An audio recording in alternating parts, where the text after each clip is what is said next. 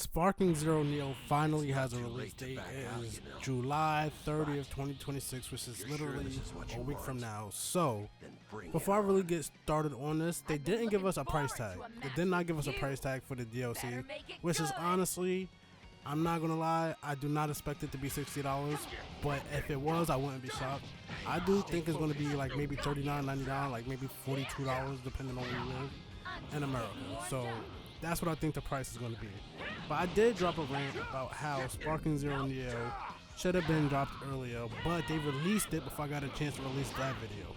So today I want to sit here and talk about how this will be the last DLC we get for this game for a very long time. They're going to shift their focus into making Xenoverse 3 the best possible Dragon Ball Z game, and I really am annoyed when it comes to that. Because like I say in every other video, right?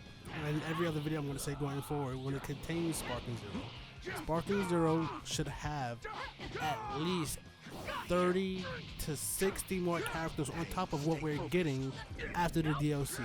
We have Dragon Ball Hero content, we have Dragon Ball Super content that's down the line, which by the way, they can release earlier than possible.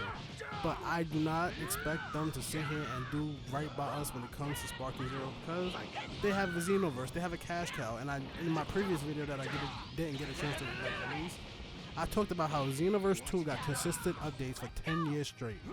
Us as the Sparking Zero community, we get updates every 3 to 6 months. Updates, not patches, DLCs, nothing.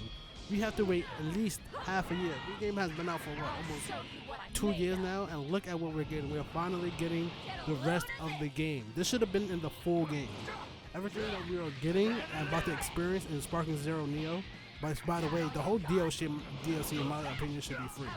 But the fact that we're now finally just getting this a week in a week, and then we have so much content that we still don't have in this game.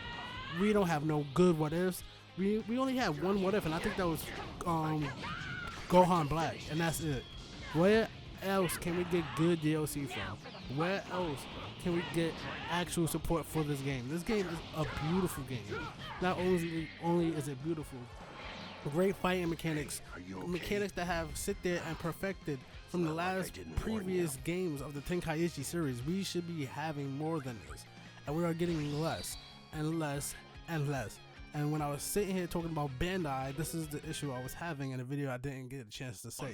Now we're gonna sit here and charge us $50, maybe for $40 to $60 for a DLC that it should have been in the game. We got Shallot as a surprise character. Why we didn't get Shallot with any Super Saiyan forms? Now God, Blue, nothing.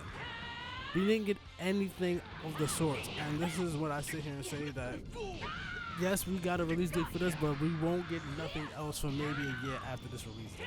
We won't get nothing else after that. And we're just gonna have to sit here and complain and complain and complain. And hopefully this game doesn't get buried under the Xenoverse 3 stuff that's going on. I really hope it doesn't, because like I said earlier, this game is really great. We have so much.